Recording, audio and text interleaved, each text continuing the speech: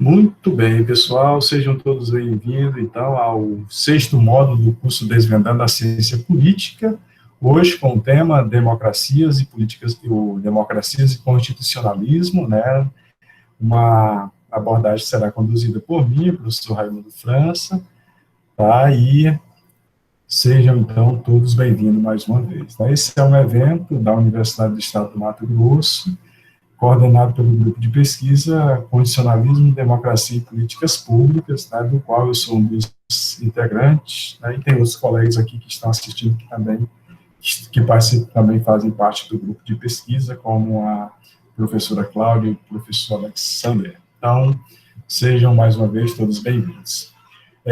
Inicialmente, gente, então eu vou só apresentar para vocês o que é que nós discutiremos nessa semana, né? Para essa semana, o módulo foi pensado em 5 eixos temáticos, né? Hoje nós iniciamos, então, com esse eixo, conduzido por mim, lá na plataforma do Google Sala de Aula, está denominado de As Democracias e os Movimentos Constitucionais. Amanhã, no dia 13, haverá uma abordagem com o tema A Qualidade da Democracia e o Valor das Instituições, conduzido pelo professor Adilson Wagner de Oliveira, do Instituto Federal do Mato Grosso. Na quarta-feira, será feita uma abordagem pelo professor Oséias Neves, cujo tema será Paradoxo do Voto na Tomada de Decisões. Na quinta-feira, nós teremos a participação da professora Danusa Marques, da Associação Brasileira de Ciência Política, professora da UNB, que fará uma abordagem sobre a participação e trajetória das políticas, né, trajetória política das mulheres no Brasil e na Argentina.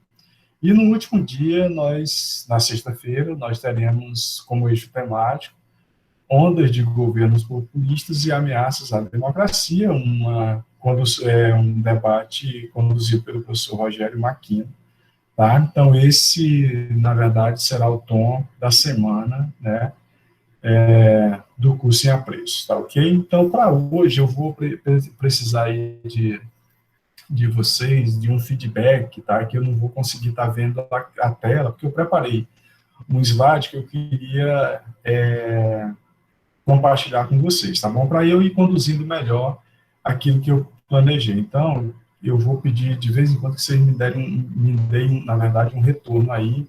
Aí, quem puder, liga o áudio e dá um retorno para mim. Ó, professor, não estou ouvindo bem e tal, está tendo problema. Tudo bem?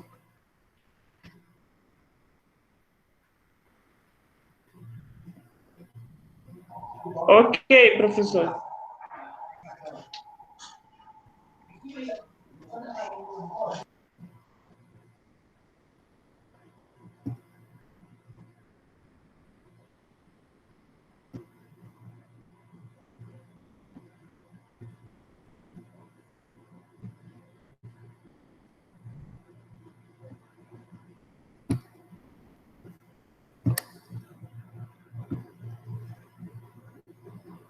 Vocês estão conseguindo ver a tela?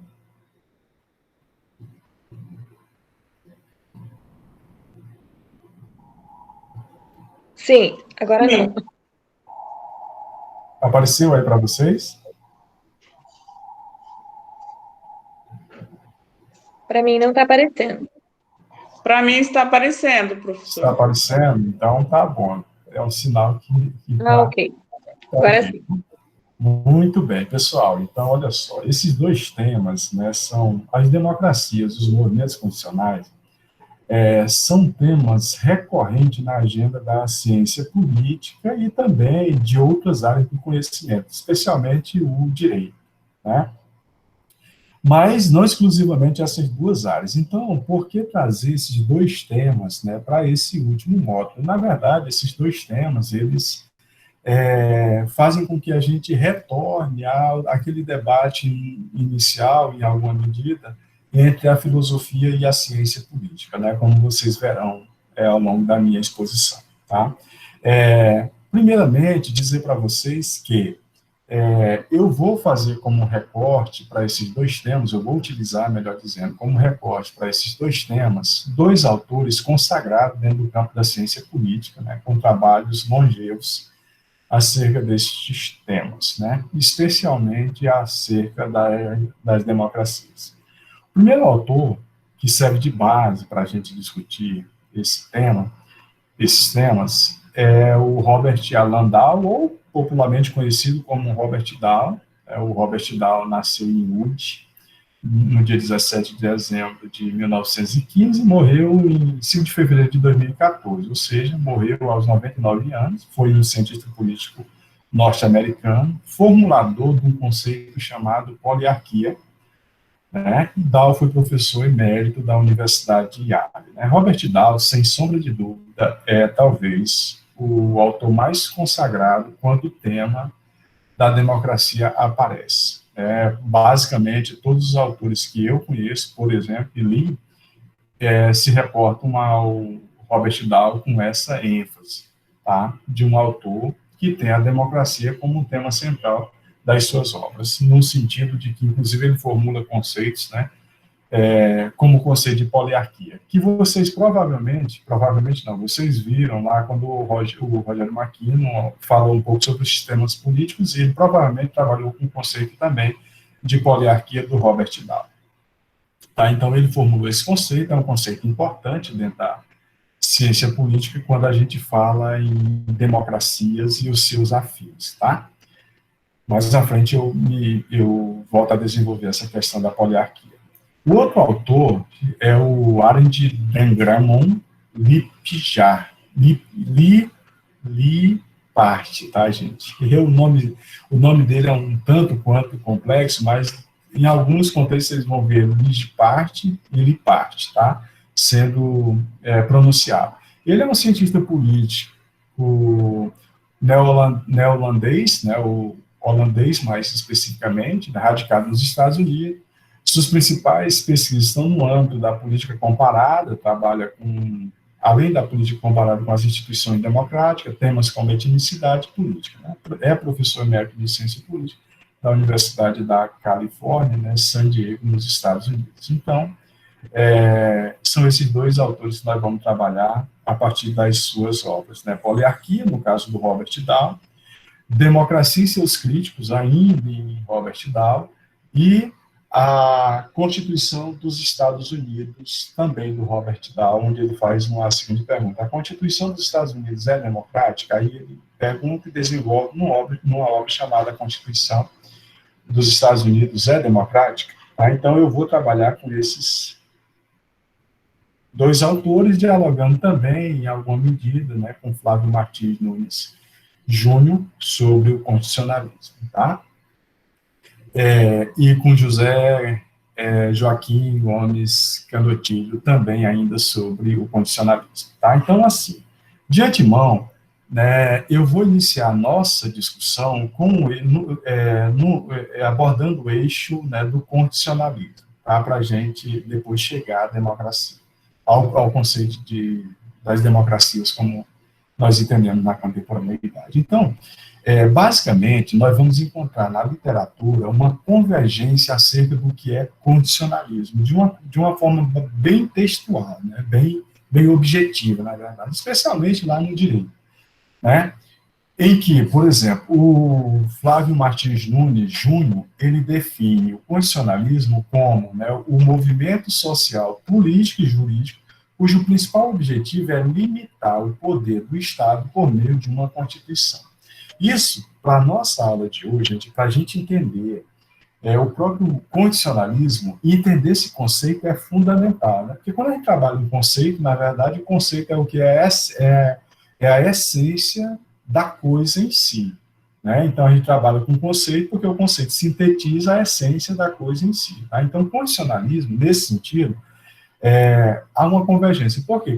Porque nós vamos encontrar, na maior parte dos doutrinadores, ou na maioria, para a maior parte dos doutrinadores, esse conceito como sendo o conceito preponderante, o conceito hegemônico de condicionalismo, ou seja, né, o conceito, né, de que o condicionalismo limita o poder do Estado por meio de uma Constituição. E aí a gente precisa entender, evidentemente, que a base do condicionalismo é, portanto, a própria Constituição. Isso nós vimos lá no primeiro módulo, quando nós discutimos, por exemplo, a questão do Estado republicano, né, que tinha como principal característica o quê?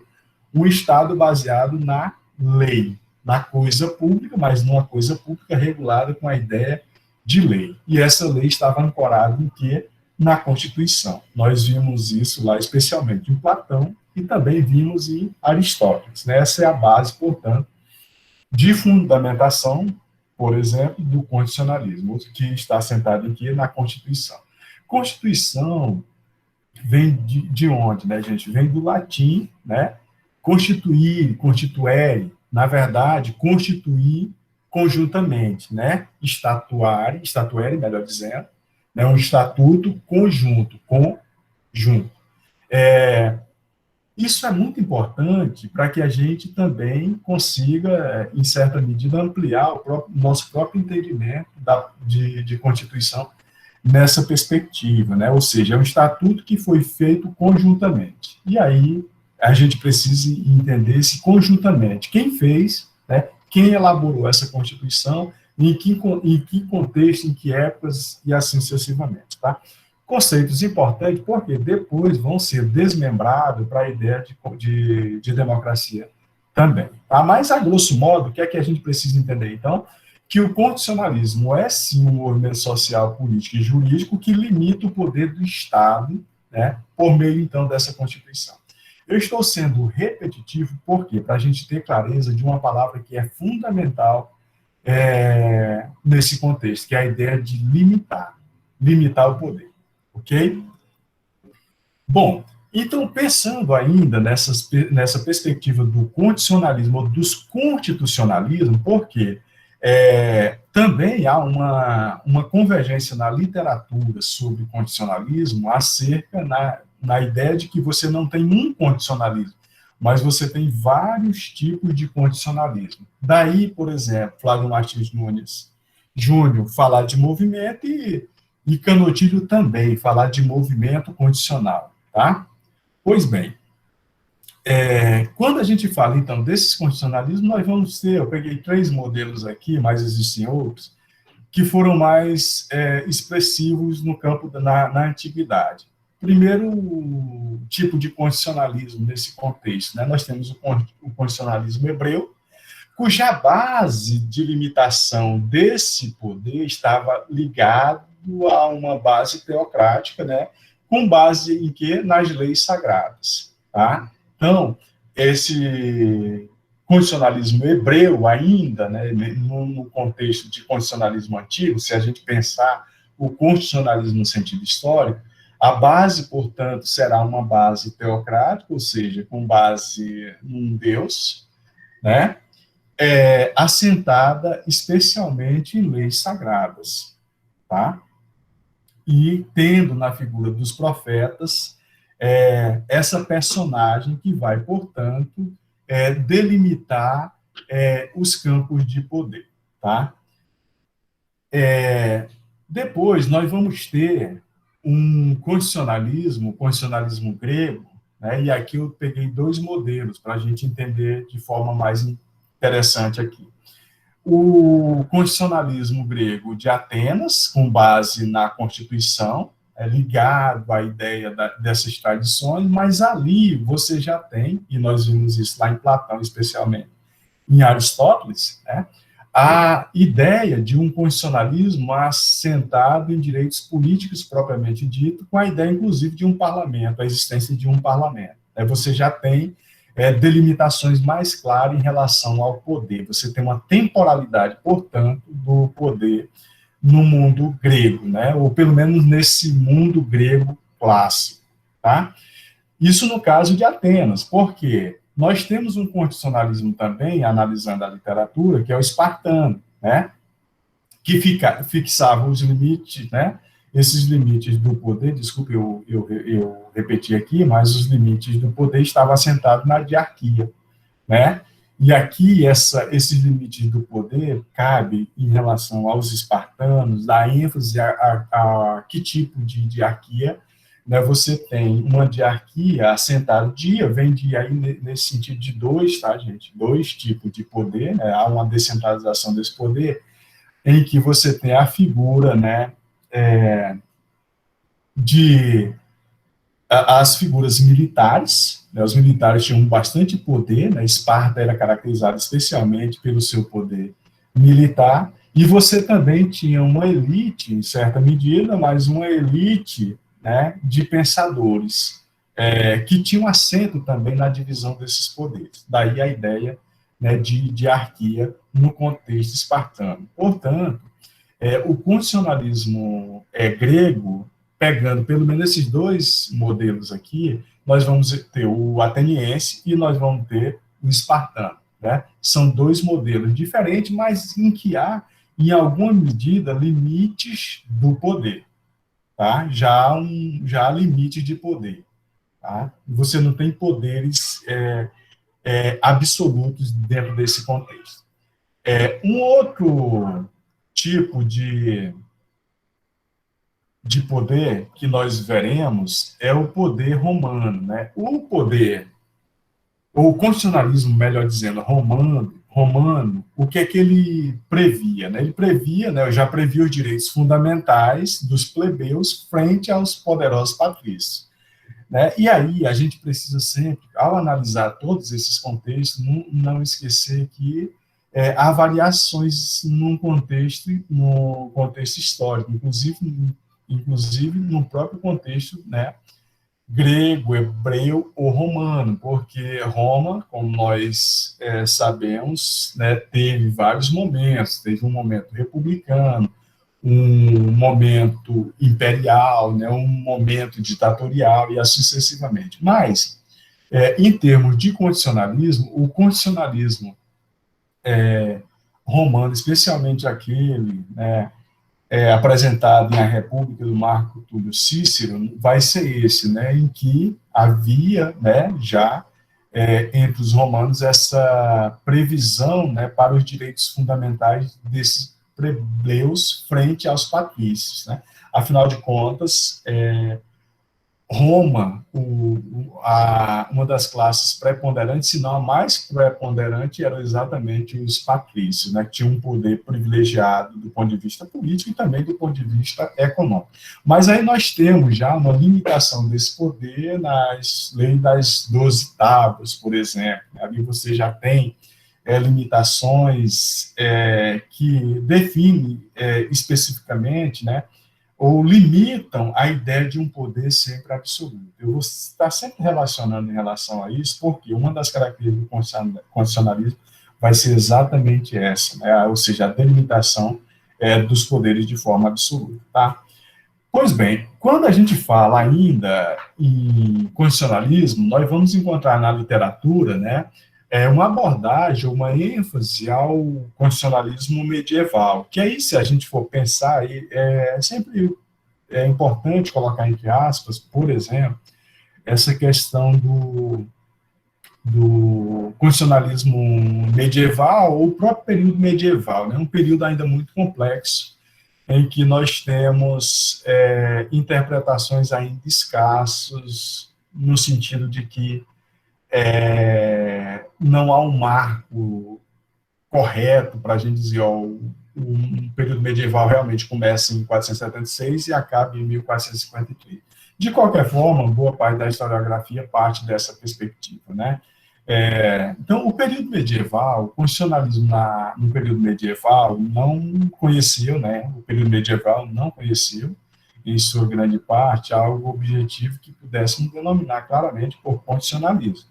Mas é a partir de finais deste período que começa a emergir o conceito moderno de constitucionalismo. Tá? Então, dou essa ênfase, né? Porque o período medieval, e aí a gente está pensando praticamente, né, especialmente nós, né, greco-romanos, a gente analisa muito o período medieval a partir do mundo greco-romano, mas não esquece de observar que havia um mundo paralelo também, ou uma certa interseção aí com o Oriente, por exemplo, tá? Com o mundo asiático, né? O que é que ocorreu nesses continentes, de um modo geral, né? Então, é preciso acentuar aqui, de que a gente está vendo a história a partir de uma perspectiva, né, greco-romana, e aí a gente, quando fala em história medieval, basicamente a gente se reporta um pouco a esse contexto europeu. Bom, ainda no período medieval, cabe um destaque quando a gente faz uma abordagem sobre o constitucionalismo, que é o caso inglês, né? Por quê? Na Inglaterra, já em 1215, a construção, né, da primeira carta, né, uma carta magna, uma constituição, a Constituição de 1215, que ela já ali expressa algumas questões bastante interessantes que vão dar ênfase aos tipos de constitucionalismo posterior. O que é que ela, a grosso modo, traz de importante nesse contexto, né? O que é que essa Constituição traz do ponto de vista especialmente do direito? Ela foi o nascedouro para muitos direitos civis, como, por exemplo, né, o devido processo legal e ao julgamento justo com base na lei, né? E ao habeas corpus. Não está ali, mas boa parte da doutrina reconhece que na Carta Magna já havia brecha para esse tipo de interpretação, ou seja, havia em certa medida, germes para este instituto que nós vamos usar muito no direito, que é a ideia do habeas corpus, né? Muito conhecido contemporaneamente.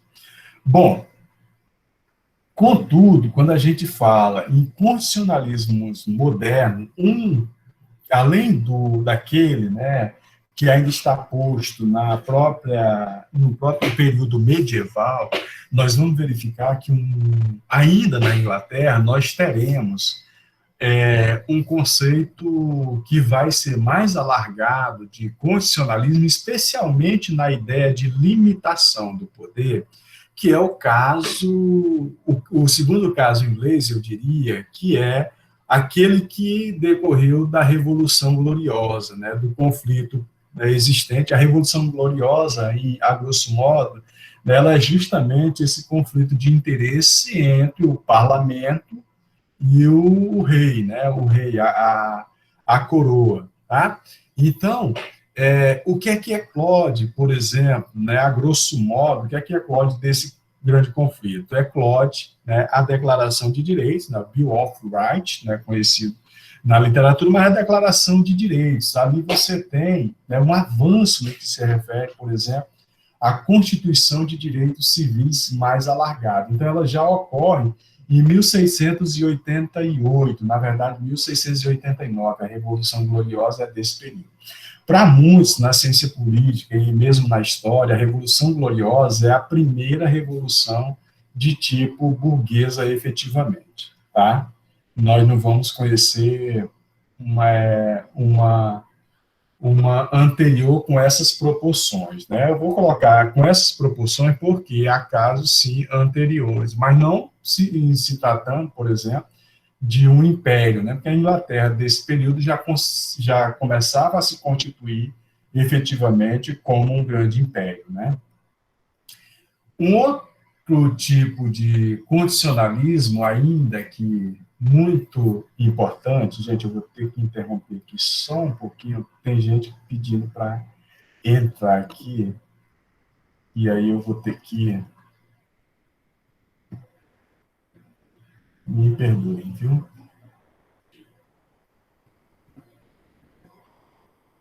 Vocês conseguem ver?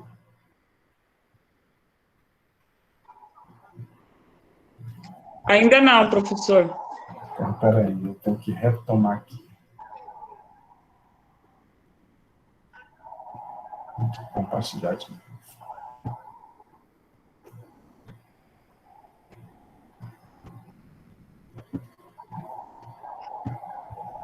Agora sim, né, gente? Sim, agora sim. Perdão. Então, aqui, gente, eu gostaria de chamar bastante a atenção de vocês em relação a esses tipos de condicionalismos, né, moderno. Aliás, esse o caso, por exemplo, de Cócega, né? Cócega, melhor dizendo. Cócega, esse condicionalismo, né, para muitos, também foi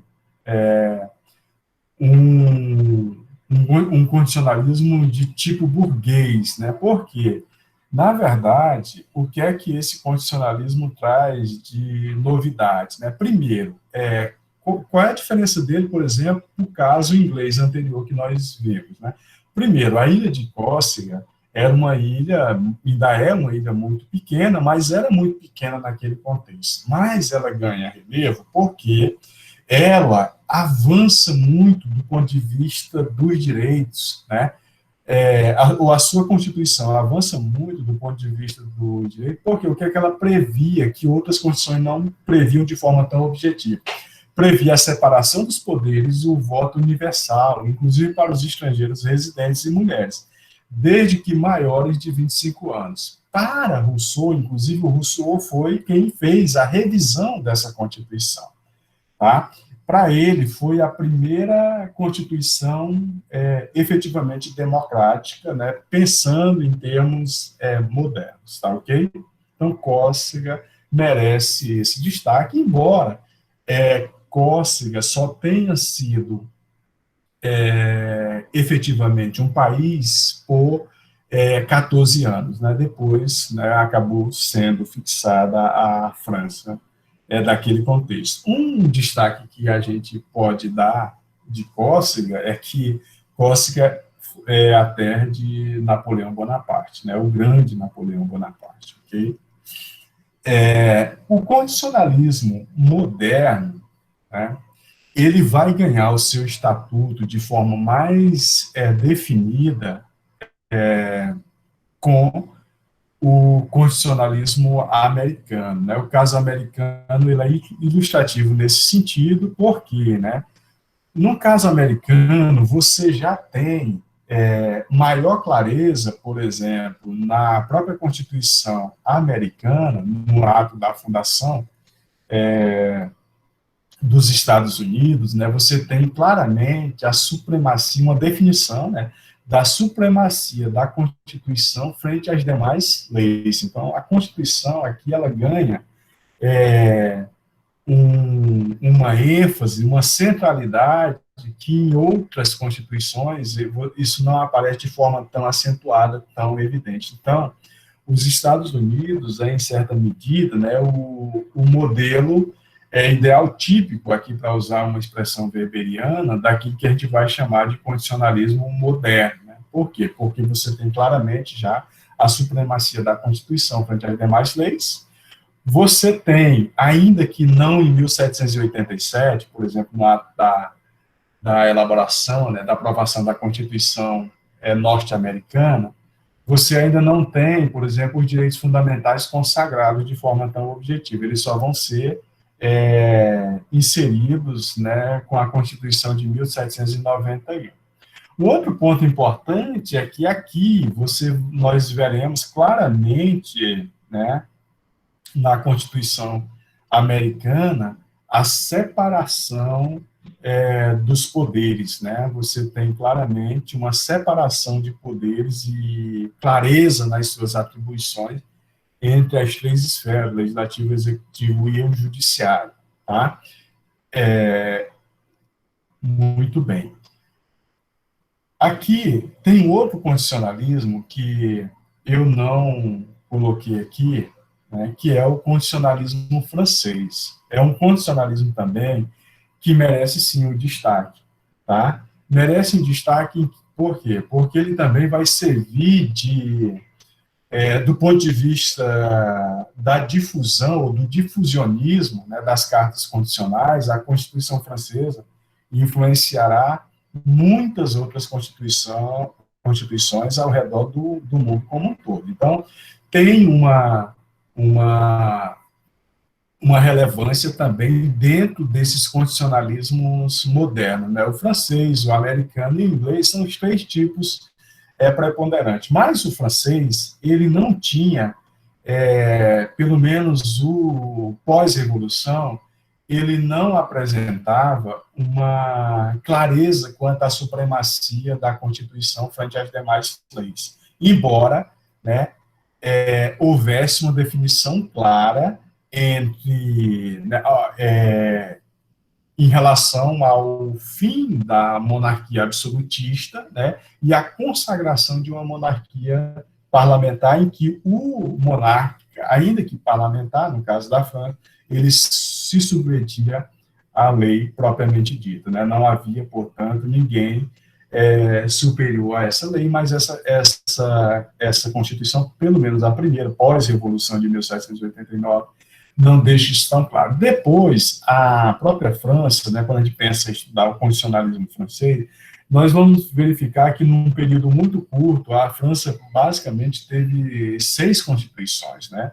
Os seis constituições foram constantemente emendadas, e aí nós podemos, inclusive, adjetivar essas espécies de constitucionalismo, se a gente for se imaginar, né, essa Constituição francesa. Um constitucionalismo jacobino, um constitucionalismo girondino, um constitucionalismo ditatorial, que foi o que ocorreu com um momento, né, do período napoleônico. Tá? Então, só para deixar claro essa ênfase nesses 3 modelos de constitucionalismo que foram padrões, ou que na literatura a gente vai verificar que foram os casos mais recorrentes, né, e a convergência entre os doutrinadores, entre os pesquisadores acerca desse tipo de condicionalismo.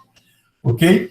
Agora, eu vou fazer um pequeno recorte, assim, de forma bem rápida, né, acerca dos constitucionalismos contemporâneos, tá? Faltou o S ali, mas entendam constitucionalismo contemporâneos ou neoconstitucionalismo, tá? Eu vou dar apenas um destaque para esse tipo de constitucionalismo ou neoconstitucionalismo, como a literatura trata, né?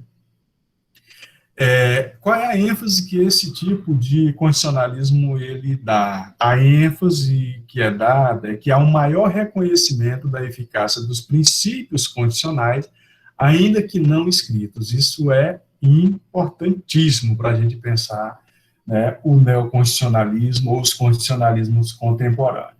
Isso ocorre em função de que alguns acontecimentos foram primordiais para isso, né? O marco histórico de tudo isso é a Segunda Guerra Mundial, né? Você tem, por exemplo, no campo do direito, mas não só do direito, né? Para as ciências sociais de um modo geral, né? Isso vai ser muito preponderante. Até a Segunda Guerra Mundial, você tem uma hegemonia, uma dominância de um tipo de filosofia que a gente chama de filosofia positiva, né, o que também vai ser considerado, né, positivismo nesse contexto. Né? Então, esse condicionalismo é marcado por a ideia positiva, ou seja, que o que vale efetivamente é aquilo que está na Constituição, positivado, nas leis. Né? E não que isso tenha mudado drasticamente, mas a partir da Segunda Guerra Mundial, principalmente em função do nazifascismo, né, e depois também do próprio stalinismo e etc. O que é que nós vamos ter? Nós vamos ter um repensar o constitucionalismo a partir de uma ideia muito mais ampla, né? O Robert Dahl, inclusive, vai chamar isso de sistemas constitucionais, não apenas de Constituição, mas sistemas constitucionais, né? Entendendo que há elementos de constituição da sociedade que estão para além da própria Constituição, né? Ou seja, é possível você fazer uma interpretação mais alargada nesse contexto, né? Porque as interpretações que até então existiam, elas estavam muito fundamentadas nessas leis positivas. E aí, o que é que muitos doutrinadores destacam a esse respeito, inclusive o Flávio Martins Nunes Júnior, né? Muitos estados e muitos ditadores, inclusive, incluíam nas suas constituições leis que fundamentavam o status quo de um tipo de sociedade. No nazismo foi claramente isso, né? Você tem na Constituição nazista uma segregação racial clara lá e com base na lei. Então, após a Segunda Guerra Mundial, você tem uma mudança nessa perspectiva positivista, né? E aí, do ponto de vista do marco histórico, a Segunda Guerra Mundial é esse marco histórico. Do ponto de vista do marco filosófico, você tem aquilo que eu acabo de explicar, né, um declínio do positivismo jurídico, né? Para muitos, esse positivismo jurídico ele está muito alinhado a uma ideia, né, de valores burgueses entranhado, né, naquilo que ficou conhecido como positivismo, né, ou principalmente positivismo jurídico, mas não só jurídico, porque nas outras ciências nós também vamos verificar isso de forma bem acentuada. Do ponto de vista do marco teórico, nós temos, portanto, também, no neoconstitucionalismo, né, essa força normativa da Constituição. Né? A Constituição como norma, como guia de orientação da sociedade de uma forma geral. Então, você tem ela como um valor normativo, um valor fundante, né, um valor primevo, tá? O neoconstitucionalismo traz isso, tá? Mas essa é uma discussão aí até muito mais ampla do que essa que nós estamos apontando, tá?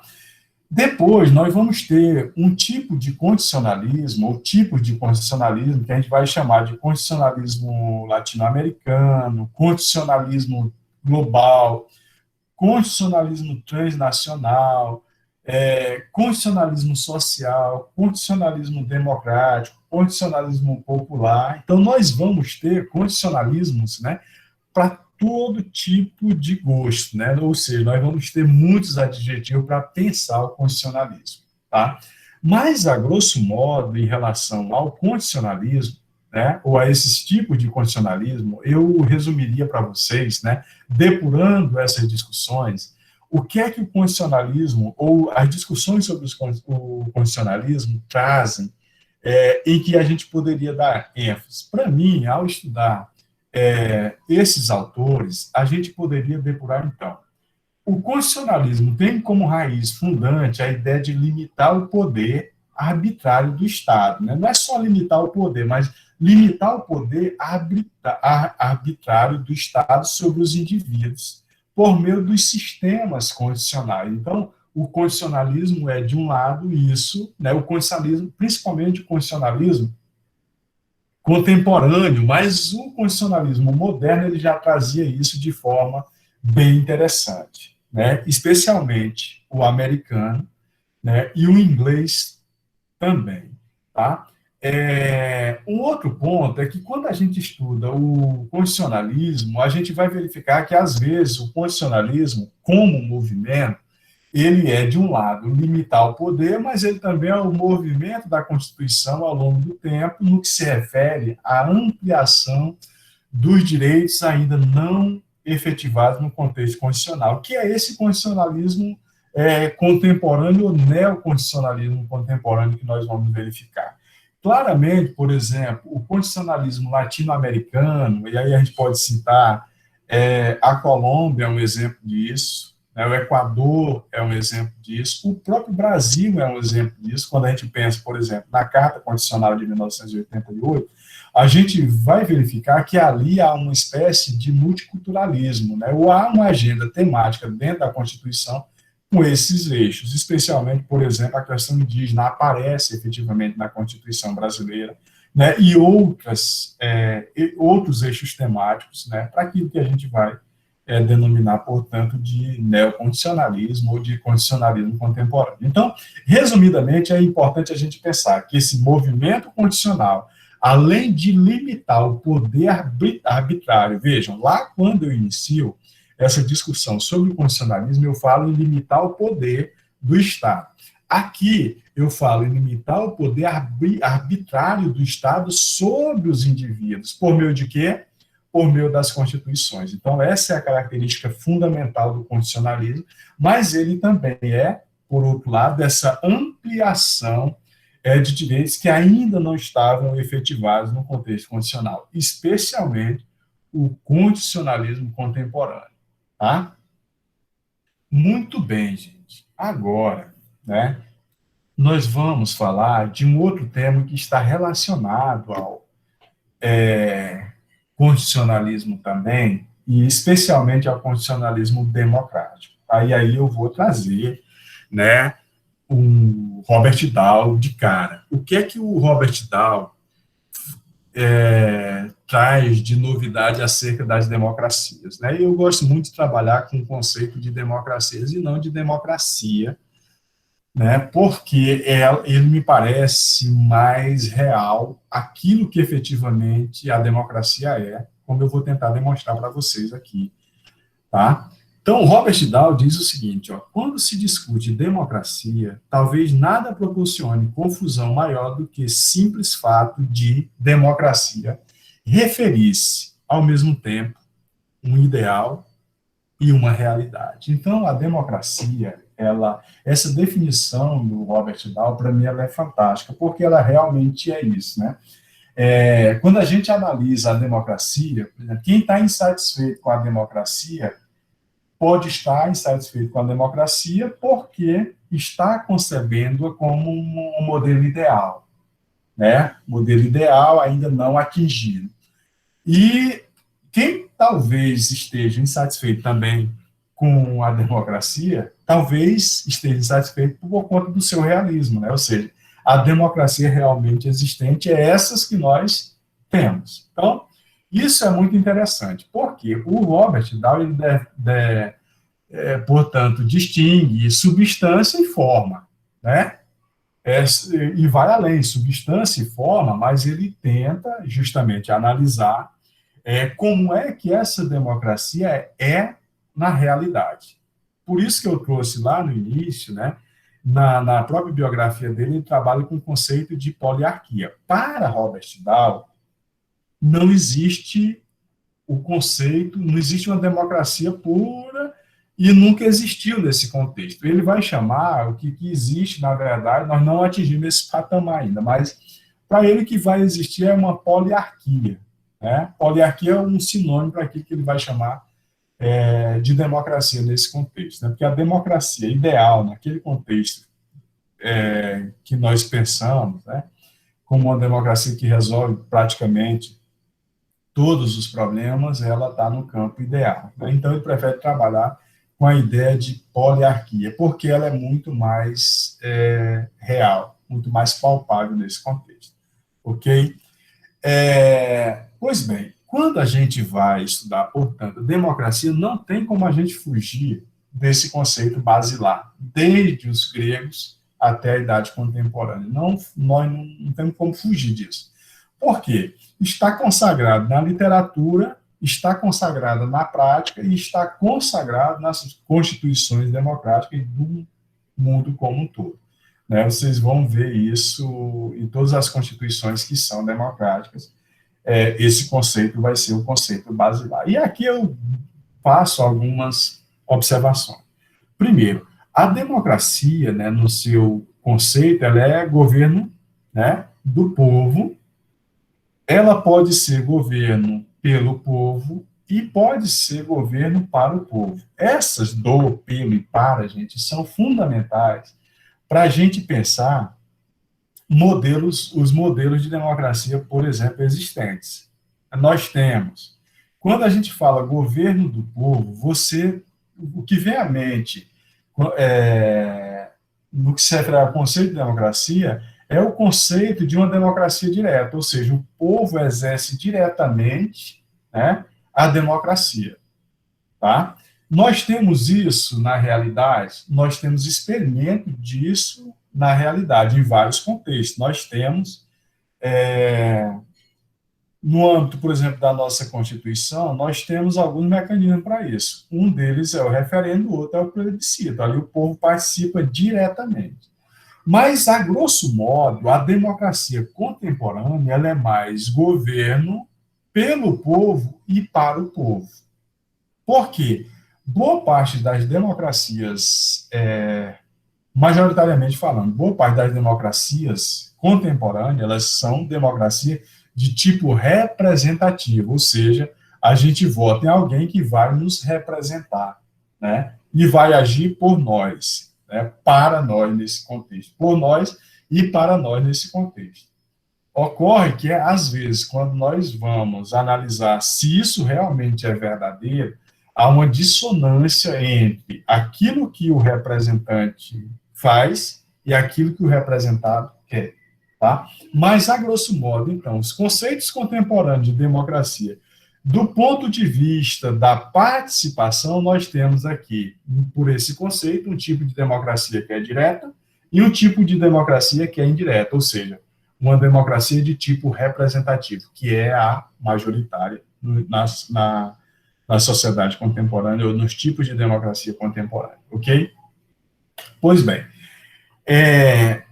aqui, gente, eu trago para vocês um estudo feito, né, pelo Arend Lipart, que é sobre 36 modelos de democracia. Ele fez uma análise de 36 modelos de democracia num período de 1977 a 1986. Então, ele criou uma metodologia para fazer uma análise dessas 36 democracias, né? Há que se destacar apenas que ele tinha feito um trabalho anterior chamado Democracias Contemporâneas, mas ele só tinha analisado 20 democracias, tá? Depois, início da primeira década desse século, ele reescreve, né, aliás, escreve ampliando e criou um outro trabalho chamado 36 modelos de democracia, que é os que eu trago aqui. E aí, para isso, o que é que ele faz? Ele pega, né, as democracias existentes de 1977 a 1996, sem interrupções. Aí, aqui eu listo algumas, tá? Aqui, mas eu queria chamar a atenção de vocês, antes de falar dessas 36 democracias, para esse movimento anterior aqui, né, que o Samuel Huntington vai definir. O Samuel Huntington é um cientista político também, que ele trabalhou a ideia, fez um estudo sobre a democracia a partir da perspectiva de ondas. Para ele, ao longo desse período moderno e contemporâneo, que nós tivemos grandes ondas de democracia, né? Uma que vai de 1926 até 1943 e uma que vai de 1943 a primeira onda vai de 1826 até 1926, a segunda onda vai de 1943 até 1962 e a terceira onda vem, portanto, depois, de 1973 em diante, né? O que é que ele vai chamar de onda? Na verdade, o critério que o Samuel Huntington utiliza para isso é a participação da população na eleição. Tá? Se 50% da população participar ativamente das eleições, nesses países você vai ter um país que começa efetivamente, portanto, a entrar nessa onda de democratização. Então, ele trabalha sobre essa perspectiva. Mas o Arend Lipart, ele também ele se utiliza dessas categorias, né, utilizada pelo Samuel Huntington, mas ele faz uma diferença faz algum destaque em relação a essas 36 democracias, né? E como é que ele classifica em relação a isso, né? Em amarelo estão as democracias indeterminadas, ou seja, aquelas que, nesse período estudado por ele, não dá para caracterizar efetivamente, né, se elas se enquadram no modelo que ele construiu. E que modelo é esse? Eu já vou chegar. O Arend Lipart, ele divide a democracia, ele chama de democracias bidimensionais. Esses 36 modelos, para ele, são bidimensionais, ou seja, tem duas dimensões. Então, ao analisar essas democracias existentes, ele classifica em democracias majoritárias, ou modelo de Westminster, ou que seria o modelo inglês, e o modelo consensual. Então, ele vai classificar as democracias nessas duas dimensões, né? Majoritária e consensual. Pois bem, o que é que seria, então, uma democracia ou as democracias majoritárias? As democracias majoritárias, nas democracias majoritárias, né, vale o princípio da maioria como fundamento da determinação das vontades. tá? E aqui, nas democracias majoritárias, essa determinação da vontade, né, ou das vontades, pode ser por maioria simples, 50 mais 1, ou 50% mais 1, certo? Então, esse é o conceito predominante, né, dentro das democracias majoritárias. O conceito de democracias consensuais vale o princípio da maioria absoluta, mas respeitado o direito das minorias na determinação das vontades. Então, aqui seria, portanto, o conceito de democracia consensual, né, ou democracias consensuais, defendido ou classificado, não defendido, classificado conforme os critérios, né, a metodologia utilizada pelo Arnold de Lippard. Ok? Pois bem, aqui, então, ele faz uma comparação entre democracias majoritárias versus consensuais. E aí ele pega a dimensão, por exemplo, executivo e partidos políticos, essa dimensão. Então, por exemplo, nas democracias majoritárias, no exemplo 1, ele diz, o que é característico nas democracias majoritárias? Concentração do poder executivo em gabinetes monopartidários de maioria. Tá? Essa é a característica, né, predominante em democracias de tipo majoritárias. Né? Há uma concentração de poder em gabinetes que são monopartidários, ou seja, de um único partido, tá? Ou de poucos partidos, não precisa ser necessariamente um, mas de poucos partidos.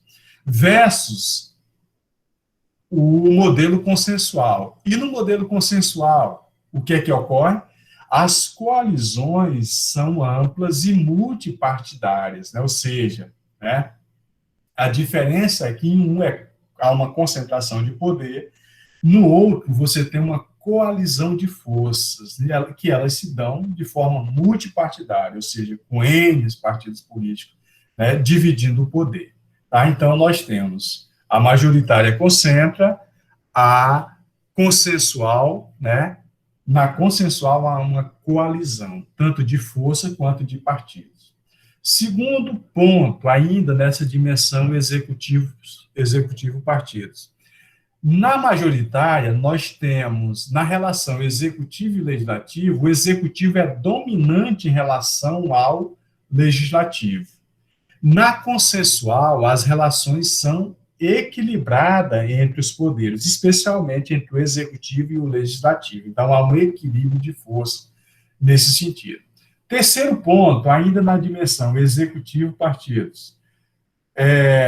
Num modelo majoritário, você tem sistemas bipartidários, né? Ou bipartidarismo nesse contexto, 2 partidos dominantes.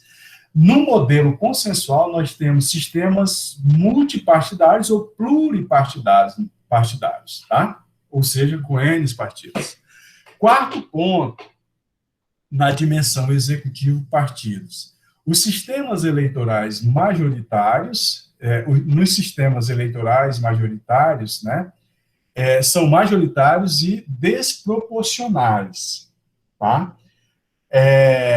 Versus no sistema consensual, você tem um sistema eleitoral que ele é por representação proporcional, tá? Proporcional. Quinto ponto, acerca das democracias majoritárias versus consensuais. Nas majoritárias, nós temos sistemas de grupos de interesse que são pluralistas, com livre concorrência entre esses grupos, tá? Versus o sistema consensual. Qual é a característica do sistema consensual? São sistemas coordenados e corporativistas visando compromisso e a concertação, ou seja, no sistema consensual, você tem a necessidade de um pacto, né, ou de concertação, como está posto aqui, ok? Nas democracias majoritárias versus consensuais, a segunda dimensão, nós temos uma segunda dimensão aqui, que é a federal unitária. O que é que nós temos? Vejam vocês. No sistema majoritário, nós temos um governo que ele é centralizado e unitário. No consensual, ele é federal e descentralizado. Segundo ponto, no sistema majoritário, nós temos uma concentração do poder legislativo numa legislatura unicameral, ou seja, no nosso caso aqui, seria como se nós tivéssemos, em vez de nós termos a Câmara dos Deputados e o Senado, nós tivéssemos apenas uma das casas, certo? Unicameral. No sistema consensual, nós temos um poder legislativo em duas casas, que é o que ocorre com a gente aqui. Nós temos duas casas legislativas, né? Terceiro ponto, no sistema majoritário, as constituições são flexíveis, né? Versus o sistema consensual, né? As constituições flexíveis, gente, significa dizer que nas constituições que têm essa característica, as mudanças de leis, elas dependem de menor força, de menor esforço, no caso, de uma casa legislativa para a aprovação delas, tá? É um exemplo. No caso do modelo consensual, as constituições são mais rígidas, ou seja, há uma dificuldade maior para mudanças na Constituição. Um exemplo disso é o caso brasileiro. A nossa Constituição, ela é uma Constituição rígida, né? Você não toca em elementos que são estruturantes da Constituição assim, você não submete às casas legislativas e tem a aprovação, por exemplo, por uma minoria simples para isso. Vou dar um exemplo, uma emenda constitucional, né? Você precisa, numa emenda constitucional, ter 3/5, né? Para que você consiga alterar a Constituição por meio de emendas. E você tem, por exemplo, no nosso caso, nós temos causas pétreas, né? Ou seja, aquelas que não podem ser modificadas em hipótese alguma. Quarto ponto, nas democracias majoritárias, nós temos sistemas em que a legislatura tem a palavra final sobre a constitucionalidade, né? Ou seja, as legislaturas, né, o poder legislativo acaba tendo um peso mais forte sobre o que é constitucional ou não nesse contexto. No sistema consensual, as leis estão sujeitas à revisão por uma Corte Suprema ou constitucional, muito claramente nesse contexto, né? Depois, nas democracias majoritárias, você tem bancos centrais dependentes do executivo. Nos sistemas, nas democracias consensuais, você tem bancos centrais independentes do executivo, né? E aí faz-se uma pergunta que é célebre, né? E é atual, que quais os futuros das democracias? Eu coloco aqui, né? E falo mais ainda, né? As democracias estão em risco, tá? Aqui foi parte do que eu utilizei para o nosso encontro de hoje, tá, gente? Desculpe, eu acabei e alongando mais do que o que eu tinha previsto, tá?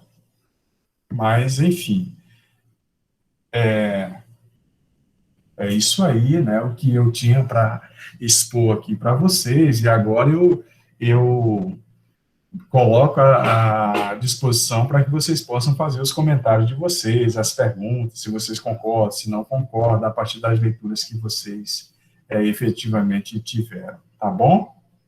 Fiquem à vontade para fazer os comentários que vocês acharem de uma coisa ou outra que não ficou claro.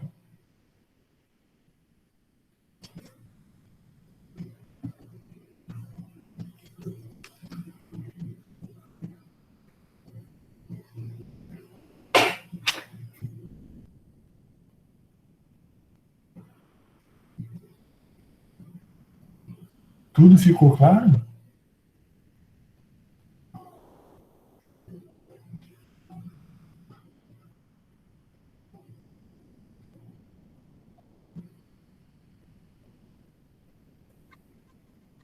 Oi, pessoal. Professor, não sei se tu falou, passou, perdi, mas acho que é uma dúvida popular, assim, mas talvez tu tenha uma linha para ajudar a pensar. Com relação às democracias, o sistema socialista, comunista, capitalista, a gente pode dizer que a democracia está em todas elas? É possível em todas elas ou não? É uma grande pergunta, né, Cláudia? Pensando, o Giovanni Sartori, né, um cientista político italiano, para ele é incompatível, né, você não tem nenhum país socialista ou comunista que tenha chegado à democracia. Para ele, isso não ocorreu, não há exemplo nessa perspectiva. Né? Nenhum país que tenha sido democrático que tenha ido para o socialismo. Nós não temos isso. Né? Você vai encontrar, provavelmente, autores que defendem essa hipótese, né? Essa teoria de que é compatível a democracia ser compatível com sistemas comunistas e socialistas, né?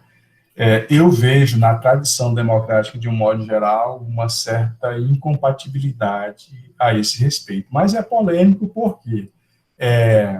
Que é polêmica essa questão, porque você, ao discutir, por exemplo, a democracia de tipo liberal, você acaba discutindo também que a democracia acaba sendo, em certa medida, tendo, em grande medida, o aspecto ideológico por trás dela. E aí, nessa disputa de forças, o que é que a gente encontra? A tua pergunta é fantástica, porque, olha só, nós temos, efetivamente, uma democracia que ela é resultado, a democracia contemporânea, Cláudia, ela é resultado de duas grandes forças, né? A luta pela igualdade e a luta pela liberdade. São esses dois grandes temas que aparecem nas democracias contemporâneas de um modo geral. E isso está posto, inclusive, em boa parte das constituições que nós conhecemos. Então, esse movimento, ele vem nesse contexto. E aí, qual é a interpretação que a gente pode fazer nesse contexto? Essa luta pela igualdade, querendo ou não, ela é uma luta que ela vem a partir dos movimentos sociais lá no final do século XIX, início do século XX. Né? Nós vamos ter isso na França, na Inglaterra, na Alemanha.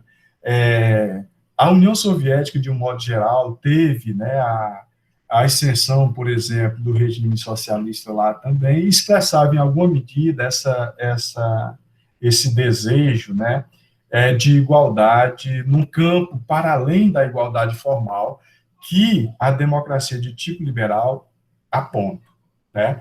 Agora, objetivamente, eu não conseguiria dizer para você que existe uma relação entre o socialismo e o comunismo e a democracia. Você vai encontrar autores que vão dizer, sim, se democracia é a eleição, né, do governo pelo povo nesse contexto, você vai dizer, em Cuba você tem uma eleição, né? Existe uma eleição e etc. Tal. Então, o governo é eleito pelo povo. Tá? Olha só, a defesa desse tipo de raciocínio, ela vai contra os modelos majoritários de democracia. Né? Porque o próprio Robert Dahl, ele elenca 8 pilares para a gente verificar se uma democracia existe ou não. Por exemplo, ele fala no direito de votar e ser votado, né? Ele fala de imprensas livres, né? Ele fala de liberdade sem ameaças e assim sucessivamente. Então, para a gente caracterizar do ponto de vista da democracia e fazer relação com esse tipo de regime, há uma contradição nesse contexto. Se a gente for utilizar mesmo esse contexto, por exemplo, se a democracia, pegando o contexto do Arendt de Paz, contexto majoritário de democracia, que democracia é aquilo que a maioria define, né, a determinação da vontade das maiorias, muitos teóricos no campo do socialismo ou do comunismo vão, né, trazer a ideia da ditadura do proletariado. Né? Mas aí entra naquela discussão que eu coloquei lá no início, né, do governo do povo, pelo povo e para o povo. Né? Então, por isso que esses dois conceitos, o conceito de democracia majoritária e consensual defendido pelo Arend Part, é muito interessante a esse respeito, quando ele elenca inúmeros países que podem ser classificados nessa perspectiva, porque nenhum vai estar, né, relacionado, por exemplo, aos modelos socialistas que nós temos, né, no mundo. Nós não temos modelos comunistas, nós temos socialistas, né? China se caracteriza a esse respeito, Cuba é socialista, embora lá tenha a ideia, né, de um partido comunista, etc. e tal, mas há diferenças a esse respeito, né? Tá? Não sei se eu fui claro, mas no meu modo de ver, há uma incompatibilidade em relação a isso, né? Justamente porque é uma discussão que ela é ontológica, a ideia de liberdade e igualdade. Tá? Um autor que até indico para quem queira aprofundar mais é ler Democracia na América, né, do Alex Tocqueville. Ali ele discute bem essas questões. Tá? Mas, resumidamente, Cláudio, eu te diria, né, na verdade, que a democracia contemporânea ela tem procedimentos, que são esses procedimentos que eu elenquei, e que países de tipo socialista não apresentam. Né? Por exemplo, o Cuba, Partido Único, China, outro modelo, né, de partido único, né, que se configuram, né, não se configurariam em regimes democráticos. Não sei se eu fui claro a esse respeito, né? Claro, se atende àquilo que você... Sim, sim. Acho que tem perguntas sendo enviadas, mas eu não consigo abrir aqui. Mas uma outra coisa, aproveitando que eu abri o microfone aqui, a minha dificuldade quando eu estudei o Estado e eu fico pensando em democracia do que tu falou, como para todos? Como pensar para todos, entendendo que para beneficiar algum grupo vai ter que sair de algum lugar para pensar... como pensar esse todos? É tão difícil isso, até nas minhas aulas de políticas públicas a gente quebra a cabeça falando o que é para todos, né? É importante muito, né, Cláudia, essa questão, porque vai ao encontro do que o Arend Lippard defende, né? A maioria desses 36 modelos de democracia são modelos consensuais. Nos modelos consensuais, qual é a tônica? São modelos, inclusive o Robert Dahl trabalha muito nessa perspectiva, por isso que ele trabalha com o conceito de poliarquia, né? Para ele, por exemplo, não há um único grupo, né? O Heitz-Mill defendia o seguinte: não existe, né? Na verdade, as democracias são, na verdade, uma espécie de aristocracias, ou seja, são as elites que governam, etc. E tal. O Robert Dahl ele diverge um pouco disso, né? Para ele, o que você tem diferentes polos de poder, que ele vai chamar de polos pluralistas, ou de diversos grupos de interesse. O que é importante a gente perceber em relação a isso é que, do ponto de vista das democracias consensuais, o que vale é o pluralismo, ou seja, o grupo majoritário, ele vai ganhar. Ele vai ganhar, mas sem neutralizar as minorias. As minorias vão ter direito à voz, a voto, e vão avançar em determinadas agendas. Os modelos consensuais, eles apresentam isso muito claramente, né? Você não tem uma ditadura da maioria sobre a minoria, e nem o inverso nesse sentido. Então, para ele, é importante a gente perceber isso. Agora, você toca numa outra questão, que ninguém vai estar contente no sistema democrático. Ninguém, não haverá uma pessoa, quer dizer, eu estou sendo radical, mas olha só, provavelmente todos nós vamos estar descontentes no sistema democrático. Mas é a democracia, exatamente a democracia, que nos permite estar descontentes, né? Porque a gente vai associar a ideia de democracia, em geral, a ideia de democracia como algo ideal. Aquilo que a gente viu lá na antiguidade, que nem era tão ideal assim. Ela era muito prática nesse contexto. E a democracia é algo prático, mas a democracia é o quê? A luta de forças, de diversos interesses. Agora, No campo, pensando na democracia como um campo existencial dos diversos grupos, num modelos consensuais, o que é que você tem? Você tem uma democracia que ela é plural. Você não tem as minorias tentando eliminar a maioria, nem o inverso nesse contexto, né? Daí que democracia, ela vai ser provavelmente não, é democracia, né, para o povo e pelo povo, porque a democracia ela vai acabar sendo uma democracia de tipo indireto, ou seja, representativa. Por quê? A democracia de tipo direta, o Rousseau já apontava isso, ela só é possível em pequenas localidades, em pequenos núcleos, em que você consegue estar participando constantemente da vida política, das decisões da cidade. Fora isso, tu vai ter a representação. A grande questão que se coloca, né, Cláudia, e que nós temos isso no Brasil de forma muito acentuada, é que você não sabe quem efetivamente representa você.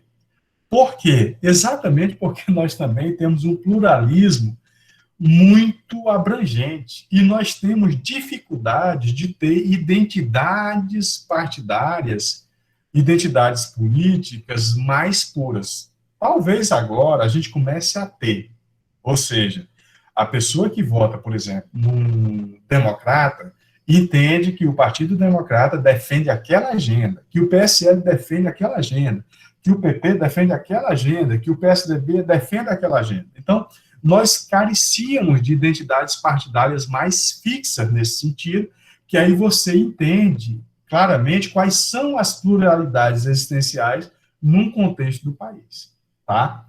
Então, é nessa perspectiva. O Rogério faz uma provocação aqui de podemos dizer que no aspecto legal, jurídico, deixa eu ver aqui, eu acho que eu pulei aqui, deixa eu voltar aqui. Então, podemos dizer que no aspecto legal e jurídico, o constitucionalismo é um dos pilares da modernidade, como a ciência é o pilar cognitivo da modernidade.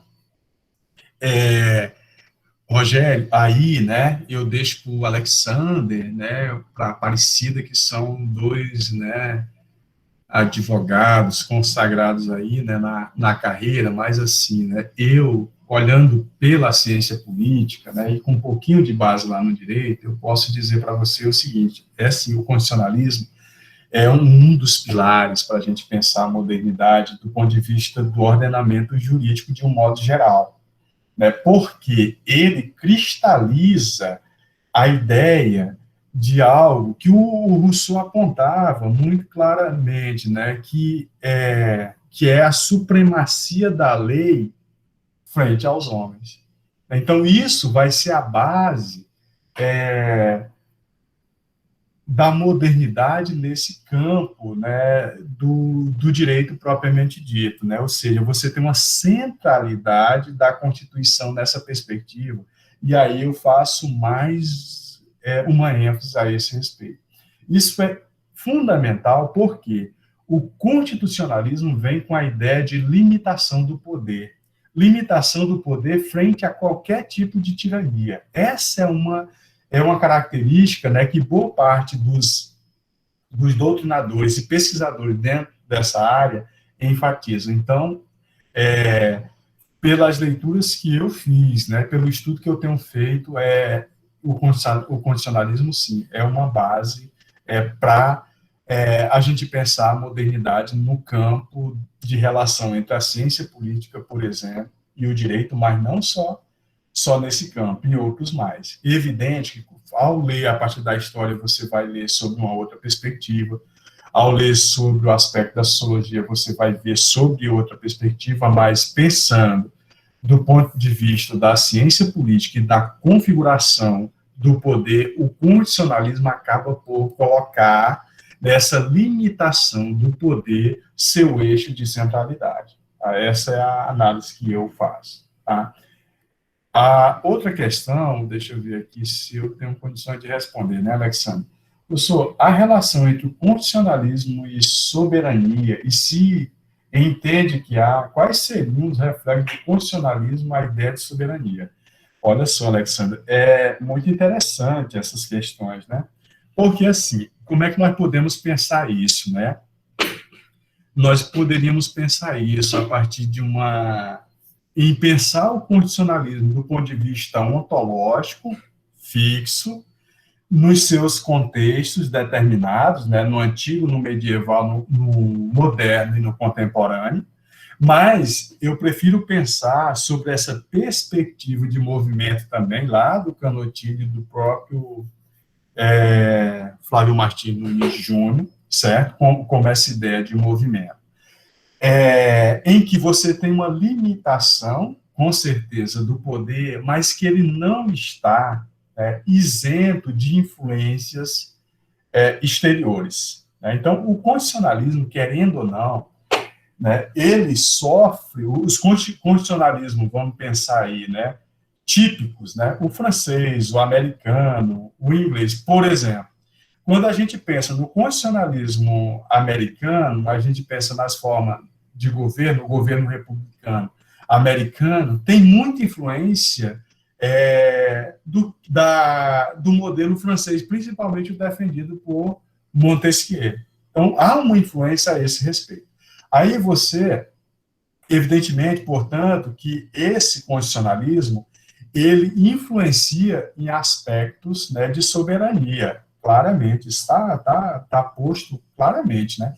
Quando, por exemplo, a Constituição brasileira, e aí vocês, né, têm muito mais conhecimento que eu a esse respeito, nós temos uma Constituição que ela abraçou, por exemplo, a dimensão humana, ou a dimensão dos direitos humanos, de forma muito ampla. E isso não se deu apenas do ponto de vista interno, ou seja, não foi um movimento endógeno, né? Ou seja, natural do país. Você tem um movimento exógeno, ou seja, de influências externas que reconfiguram, por exemplo, o constitucionalismo brasileiro. Então, você tem influências a esse respeito. Mas não só no Brasil, nós vamos ver outros países também que sofrerão dessas influências. Portanto, isso altera a própria concepção de soberania nesse sentido, né? nesse contexto. Tá? Então, com certeza, a soberania ela é atingida, né, por esses movimentos condicionais. Tá? Temos vários exemplos. Se existe democracia semidireta, na prática existe, né? Só que isso vai ao encontro do que a Cláudia aponta, né? A democracia, eu ia trabalhar vários, na verdade eu vou até passar para você, porque como é um curso, vocês podem ver depois isso de forma mais clara. Por exemplo, a ideia de participação direta, né, na democracia, ela acaba sendo ideal, né? Acaba sendo ideal. Agora, na prática, existe democracia semi-indireta. Se você analisar que a democracia representativa, ela acaba sendo isso, né? Ela é uma democracia semi-direta porque ela não tem representação direta, não é você direto decidindo. Você tem um atravessador a esse respeito. Quem é o atravessador nesse sentido é o teu representante. Então, ela acaba sendo semi-direta.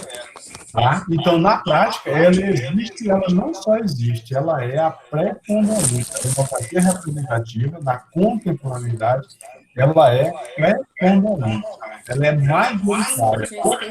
Para isso, usa a democracia representativa e a democracia semi-direta. Né? Nós não temos modelos de democracias diretas nesse contexto, tá, gente? Pelo menos do ponto de vista da classificação que o Robert Dahl faz em A Poliarquia, né, e que o Aaron Lippard utiliza também aqui nesse contexto, né? O Brasil é um país democrático, entre aspas, porque o que entendi de democracia é a liberdade de pensamento, a liberdade de um povo e a igualdade, mas, pelo visto, não é bem assim. Olha só, aí a gente entra naquelas velhas questões, né? Que é o seguinte, em que tipo de democracia eu estou pensando? Na democracia ideal, na democracia real? se a gente for analisar as variáveis, gente, aí é preciso, olha, eu sempre vou colocar isso para vocês, ó.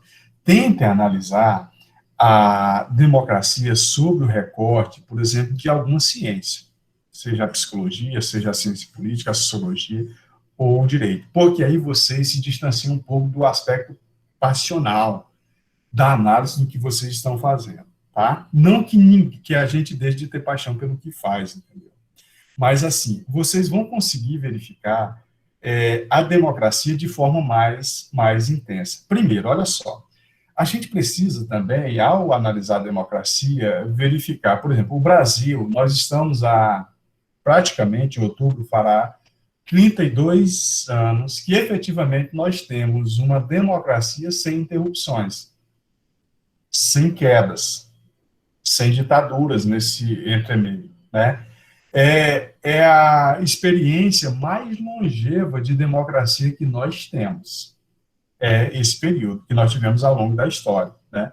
Pelo menos de 1889 para cá, né? Nós temos, portanto, ao longo desses 32 anos, nós tivemos 6, 7, praticamente 8 presidentes, né, da República. Na verdade, não foram 8, né, porque tanto Lula, FHC e Dilma se reelegeram, né? Desde de 89 para cá, nós tivemos 3 reeleições, né? Então, aí eu estou pensando, Jane, também aí na democracia eleitoral, né? A democracia eleitoral, ela dá uma outra dimensão também de democracia. Aí a gente tem que ver com a democracia substantiva. Aí, nesse aspecto, o que é que eu apontaria para vocês, né? Que é o que o autor também faz. A gente já também estuda isso, né? A gente tem que analisar o seguinte: ao longo desses 32 anos, analisando alguns indicadores sociais, econômicos e etc. tal, houve evolução qualitativa da sociedade brasileira? A gente tem que se perguntar a esse respeito. Analisando critérios, né, para a gente medir a participação, né, imprensa livre, direito de votar, ser votado, pluripartidarismo, etc. tal. Isso existiu, a gente vai ter que colocar isso, né, e analisar. Existiu. Aí, Jane, eu entendo a sua indignação, né, quando a gente pensa, pô, mas não existe igualdade, não existe liberdade, etc. tal. Mas aí você precisa também conceituar de que tipo de liberdade você está falando, que precisa comparar com algo. Se você compara, por exemplo, o período democrático com os períodos anteriores, e mesmo hoje, etc., tal, que há uma crítica, né, ferrenha em relação a isso, né, nós temos mais liberdade que antes, né, num período ditatorial, por exemplo, ou em períodos anteriores. Né, pensando na ideia de igualdade, aí que igualdade é essa? A igualdade política, né, ou, melhor dizendo, a igualdade formal ou é a igualdade substantiva? Então, assim, a gente precisa avaliar isso no seu devido contexto, que é o que o autor faz quando compara 36 modelos de democracia, para ele verificar, né, qual é a realidade das democracias realmente existentes. Né? Então, analisando esses autores, Jane, o que é que a gente tem de muito interessante? Eles não estão falando, né, ou ele não está falando, no caso do Alain de Lipart, de algo que é subjetivo. Né? Ele está fazendo uma análise a partir de critérios metodológicos, né, de variáveis que ele analisa desses 36 países, para exatamente classificar e chegar a essa conclusão. Os tipos de democracias, na prática, que nós temos na contemporaneidade, elas se dividem em democracias majoritárias e democracias consensuais. O que é característico em todas elas? É o processo eleitoral, de um modo geral. Quais são os dilemas dela? Aí tem os dilemas, que é o que você aponta, né? O Brasil é um país democrático, entre aspas, e etc. e tal, né? Exatamente. Aí você precisa comparar com outros países para verificar. Por exemplo, comparado com os Estados Unidos, certamente a gente está muito aquém ainda do nosso amadurecimento democrático. Comparado à França, talvez nós estejamos atrás. Comparado à Alemanha e assim sucessivamente. Nós temos N, né, tipos de comparações aí que provavelmente a gente vai sentir esse tipo de desconforto democrático. Agora, quando a gente compara conosco mesmo, a gente vai verificar certamente que houve evoluções a esse respeito no que se refere à democracia. Agora, é preciso ter bastante cuidado, né? Uma coisa que a democracia faz com a gente, né, eu falei há pouco ainda, é que a gente, com certeza, nós sempre vamos estar insatisfeitos nas democracias realmente existentes, né? Porque a gente precisa analisar a democracia tal qual ela é, né? E nem sempre na democracia, aliás, na maioria das vezes na democracia a gente perde bastante, mas o todo ganha às vezes, né? Você perde individualmente, mas o todo ganha, tá? Principalmente nas consensuais. Mas aí eu recomendo, gente, para quem tem interesse, leiam esse trabalho tem vários, tem até um, que eu só não trouxe ele, o Barry Annes, que ele faz uma análise, né, das dificuldades da democracia no Brasil. Ele é um autor americano que estuda a democracia brasileira e ele vai mostrar os gargalos da democracia no Brasil. Eu não trouxe ele porque eu queria manter uma certa distância de analisar o Brasil no curso de forma mais próxima, porque isso faria com que vocês enxergassem a democracia no Brasil, ou melhor dizendo, o processo eleitoral no Brasil muito pelo estômago e não pela razão. E, como é um curso de ciência política, o importante é vocês pensarem analisar esses processos a partir da razão, né? E aí, por isso que eu trouxe esse autor, né, o Arnold Ripart e o Robert Dahl também nessa perspectiva, porque eles permitem a gente analisar, né, a democracia e o próprio constitucionalismo a partir desse instrumental, de um instrumental muito mais racional, certo? E menos passional. E aí sim, isso ajuda a gente, inclusive, a entender melhor que tipo de democracia nós vivemos, ok? Deixa eu ver se tem outra pergunta aqui, ou se alguém quer fazer alguma observação aí, mais ainda, né?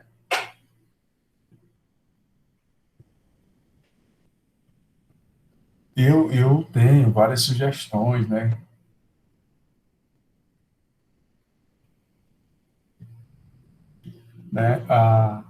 Daí para vocês. Mas esse encontro, né, gente?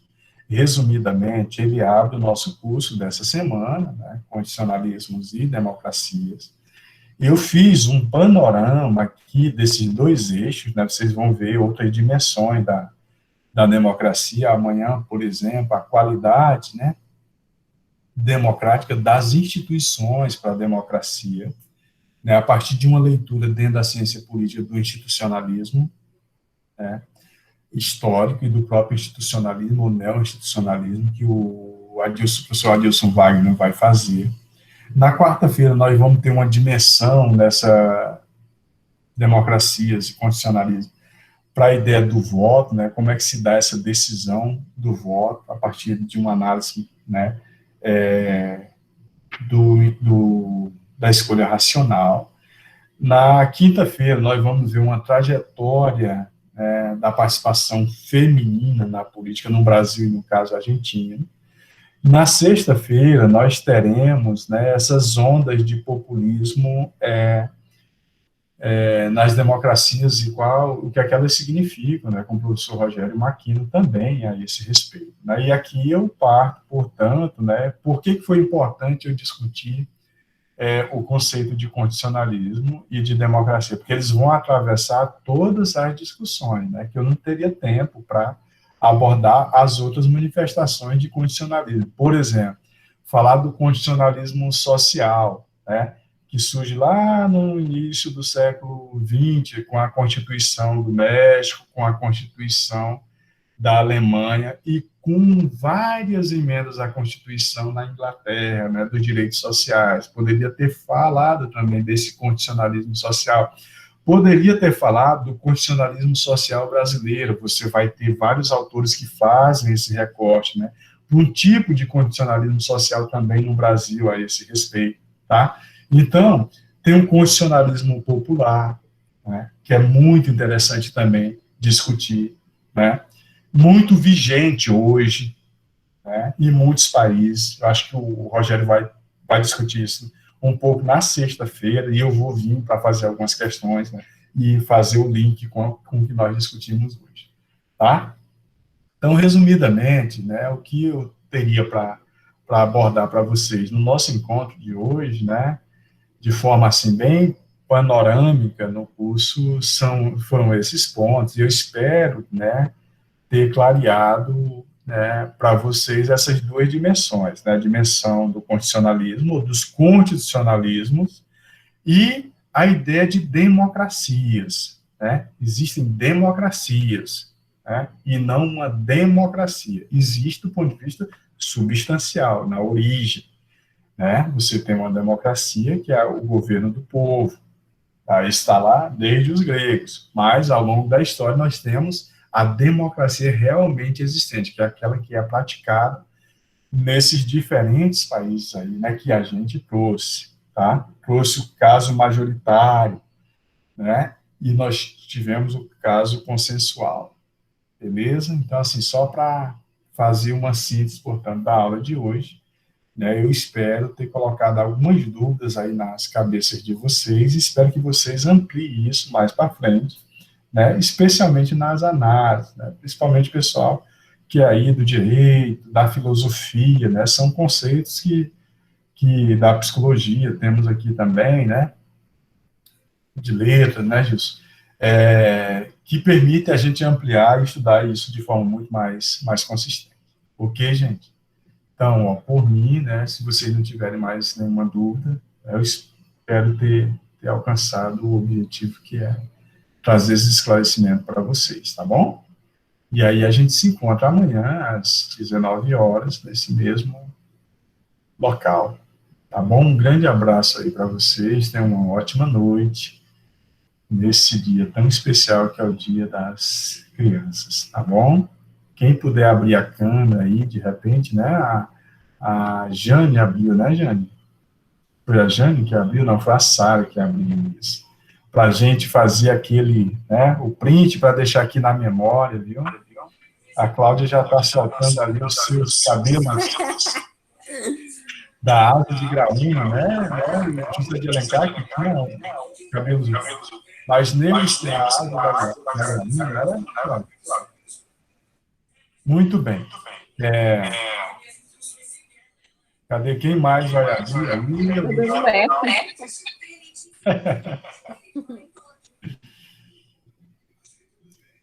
Gente, não esqueça que no final da sexta-feira vai ter o sorteio do livro, dois livros para vocês, tá bom? Olha só, quem mais vai aparecer quando eu disser 1, 2, 3, vocês se preparem, tá? 1, 2, 3, já! O Alexandre está fazendo agora. Muito bom. Gente, muito obrigado. Até amanhã. Espero vocês. Um abraço. Um abraço. Tchau. Tchau, tchau.